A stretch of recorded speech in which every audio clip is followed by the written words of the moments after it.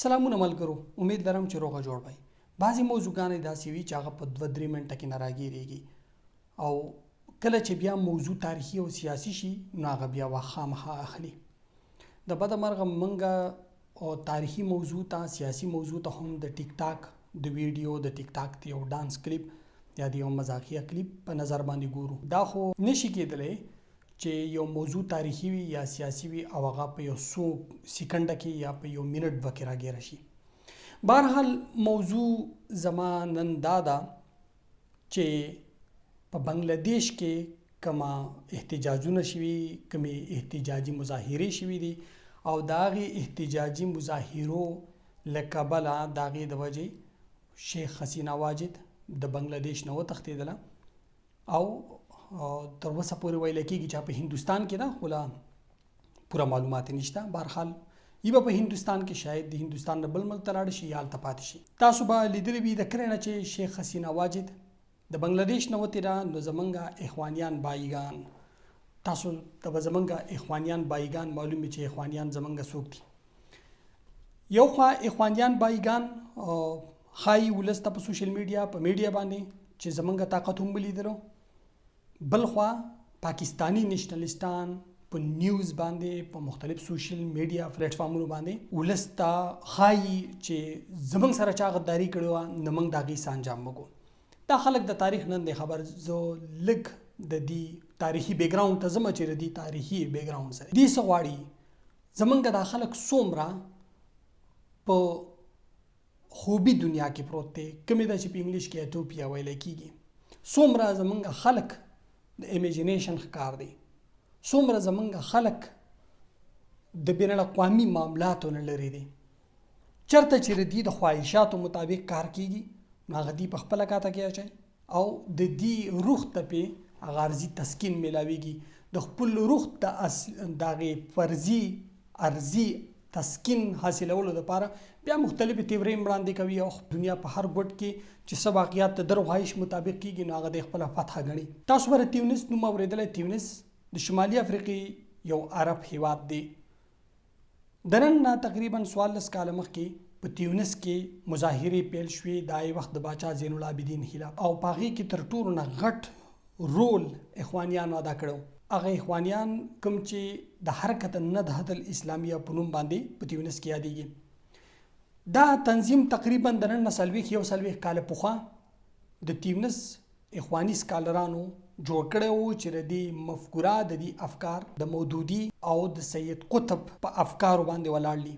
کله چې دا خلک د زین العابدین په خلاف باندې راووتو، زین العابدین لاړو سعودي عرب ته، هغه جلاوطن شو، نو د هغې نه پس په تیونس کې یو الیکشن وشو چې په دغه الیکشن کې حرکت النهضة الاسلامي بلها نشستونه واغستل او پارلیمنت ته لاړل. کله چې دی پارلیمنت ته لاړل نو د پارلیمنت د لارې هغې هېڅکله هم د تیونس خلک فورس کړی نه دی چې موږ کوم ایډیالوژي لرو هغه د تاسو هم ولرئ. د تیونس په هغه ماډرنیزم باندې، په هغه لیبرل سوچ باندې هغې تر ننه پورې ګزار نه دی کړی کوم لیبرل سوچ چې د زین العابدین نه پاتې و. ځکه هغې ته معلومه ده چې که چېرې موږ د خلکو په فکرونو باندې، د دوی په ازادۍ باندې، د دوی په لباس باندې موږ خبره وکړه، دلته موږ د دوی په ناسته ولاړه په ذاتي ژوند باندې خبره وکړه، نو دا ولس په موږ هغسې وزغلی لکه څرنګه چې دوی زین العابدین زغلولی. د تیونس د دغې سیاسي انقلاب نه سمدستي پس دغه خلکو دغه یو ایډیالوژي اخوانیانو چې په لیبیا کې د معمر قذافي په خلاف باندې راپاڅېدل او د پورامن مظاهرو په ځای کومې پورامن مظاهرې چې په تیونس کې شوې وي، پورامن د ډېر حده پورې وي، نو د هغې په ځای باندې خلکو د لیبیا اخوان المسلمین ټوپکو ته لاس واچو او کله چې ټوپکو ته لاس واچو نیټو، امریکا ټول د هغې مرسته وکړه او قذافي هغې ختم کو، حتی هغه یې ووژلو او د هغه حکومت یې د تل لپاره چې ختم کو. د هغې ورځې نه واله تر نن ورځې پورې لیبیا ډیوایډډ دی، تقسیم دی. یو طرف ته خلیفه حفتار چې کومه علاقه قبضه کړې ده په هغې باندې ګورننس کوي، حکومت کوي، چې د هغه تعلق د مصر د فوجي ډکټیټرانو د سیسي سره دی او سیسي هغه سړی دی چې اخوان المسلمین سخت دشمن ګڼلی کېږي. د خلیفه حفتار په مقابل کې اخوانیان دي. او نن داغي په منځ کې سیز فایر د ډزبندي راخو لیبیا تقسیم دی. اوس هم لیبیا د کورنۍ شخړې د خانه جنګۍ او د تباہي د بربادۍ سره مخ دی. د لیبیا نه پس هم هغه خلکو چې په سوریا کې د بشار الاسد په خلاف باندې یو اتحاد کو هغه اخوانیانو چې داغي سره مرستي د موساد د CIA د یورپی بعضی هیوادونو د انټيليجنس ادارو د برتانیې د MI6 د ترکی انټيليجنس ادارو برپور مرستې ودی سره د قطر د سعودي عرب حتی زه به دا وایم چې د دنیا د شپېتو ملکونو مرستې د خلکو سره وی او دا هغه مرستو په مدد سره هغه د بشار الاسد خلاف کورنۍ جګړې ته لاس پورته کو چې ترنه پورې الته کورنۍ جګړه ده. خو د دغه اخوان المسلمین کوم چې په لیبیا کې او کوم چې په سوریا کې داغي مرسته د تیونس اخوان المسلمین ونه کړه. ولې ونه کړه؟ ځکه چې د تیونس اخوان المسلمین ته معلومه وه چې کچرې منګه په دغه خپل عرب هیوادونو کې په خپل ګاونډي هیواد لیبیا کې وسلوال خلک سپورټ کو نو زمونږ د دې سره سرحد لګېدلی دی. دا خو لازمي خبره ده چې کله موږ په خپل ګاونډ ته ورته کوو په خپل ګاونډ کې خانه جنګي جوړو نو دا خلک په موږ باندې هم راځي او زمونږ په ملک کې هم خانه جنګي جوړیږي. د تیونس د حرکت النهضة الاسلامي فکر د پاکستان د جنرالانو په دې ځای کې لوړ اوچتو د پاکستان د اخوانیانو نه لوړ اوچتو. ولې؟ ځکه تاسو ته معلومه وي چې په افغانستان کې کله خانه جنګي شروع شوې دي کورنۍ جګړې نو دغه په شا باندې د پاکستان دای وخت ملټری بیروکراسي سیول بیروکراسي او ورسره پاکستانیان اخوانیان هم مو چې دی ورلر ګلبدین سره په خو سپه یو ځای بل ځای کې ملاقاتونه کول او دې ته به باقاعده چې فندینګ د دې لپاره به کمپاین چلو پښتونخوا کې.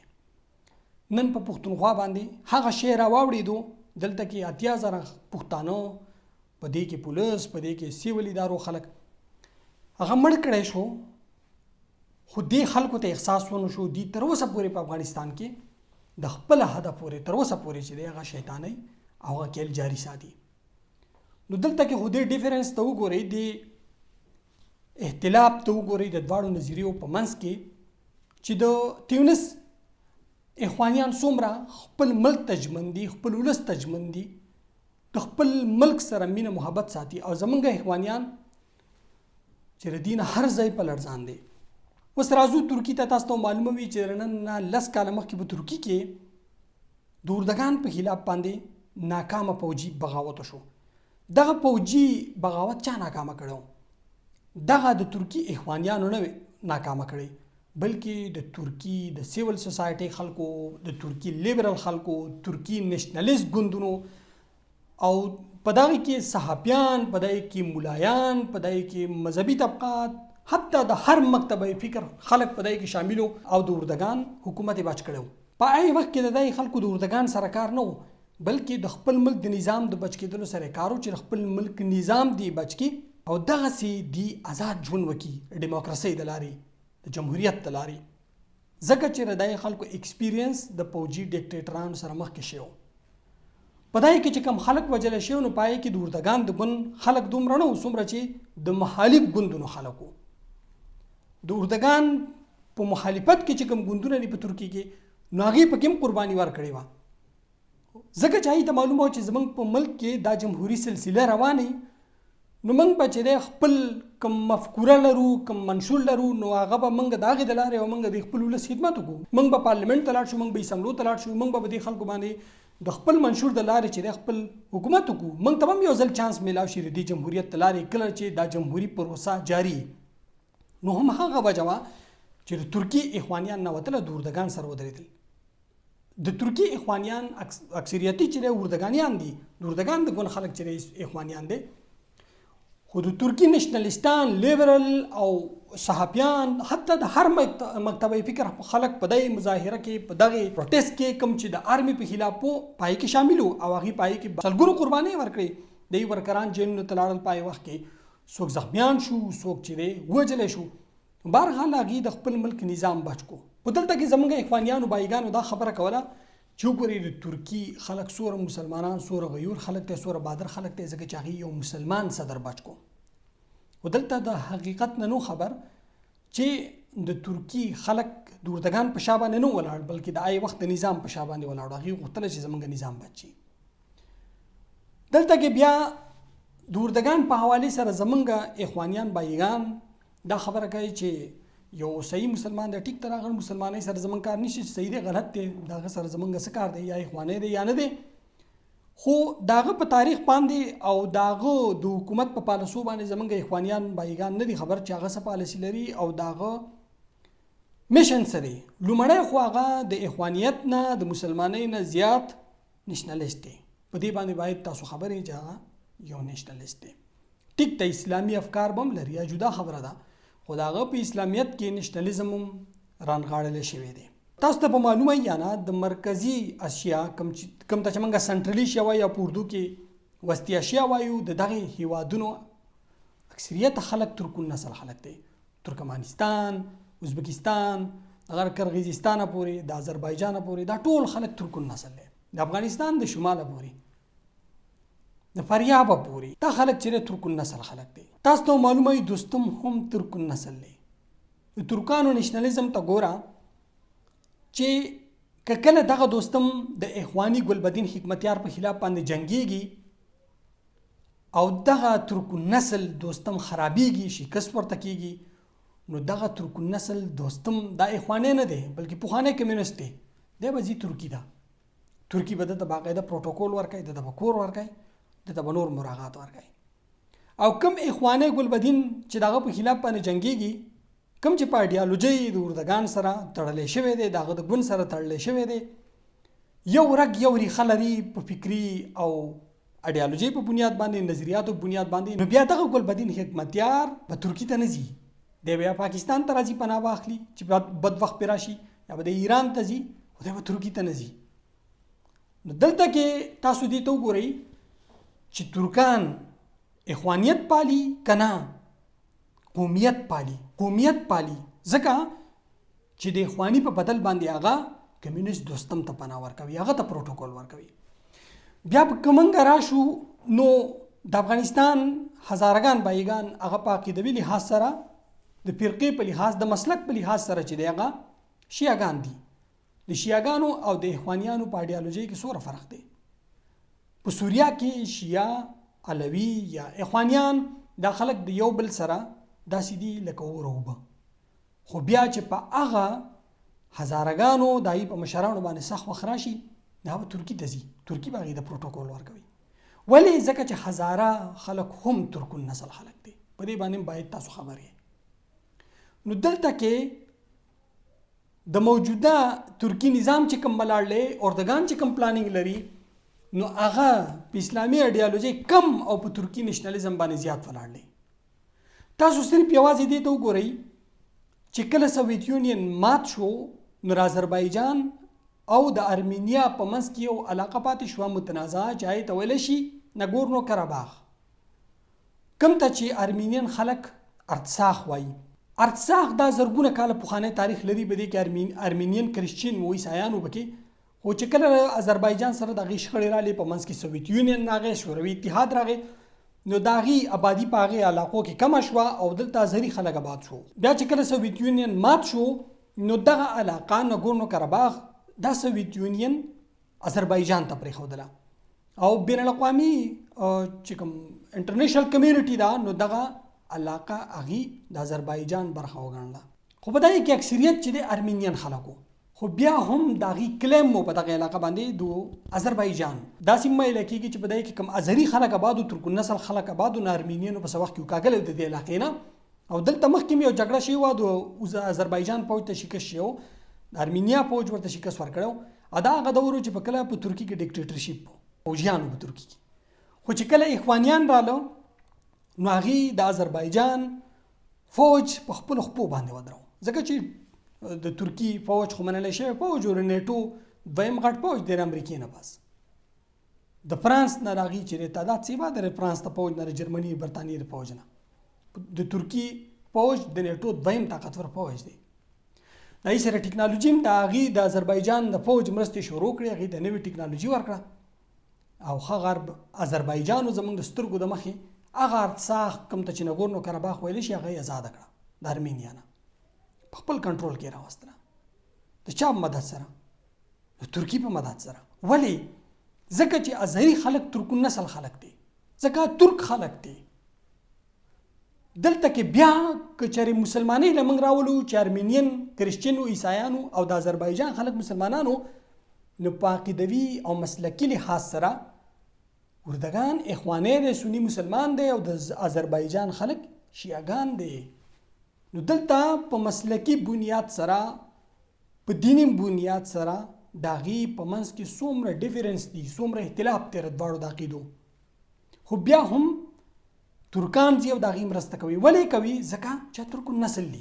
دلته صرف تاسو اوس د دې نه اندازه ولګوئ چې ترکي موجوده نظام په مسلمانۍ باندې ولاړ دی زیات، که نه په نیشنلیزم باندې زیات ولاړ دی.